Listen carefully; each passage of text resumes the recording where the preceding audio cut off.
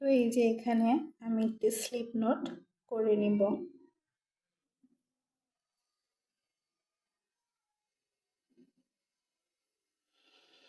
এখানে slip note করার পর আমি এখানে 36 চেন করে নিব।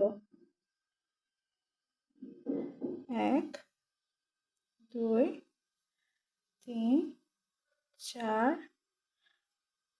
5 6। তো এইভাবে আমি 36 চেন করে ফিরে আসছি। এই যে এখানে হচ্ছে আমি 36 চেন মেক করে নিলাম। এবার আমরা আসি রাউন্ড 1। এখানে রাউন্ড 1-এ আছে চেইন 1। তো আমরা এখন কি করব, চেইন 1 স্কিপ।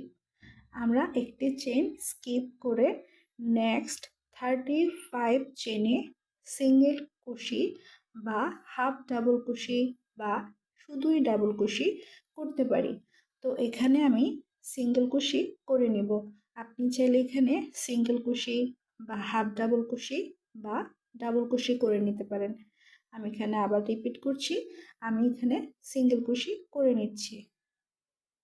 তো আমি এখানে কি করব, একটি চেন, যে একটি চেন আমি স্কিপ করে নিব। একটি চেন স্কিপ করে আমি সেকেন্ড যে নেক্সট চেনটা আছে সেটাতে আমি একটি সিঙ্গেল কুশি করে নিব।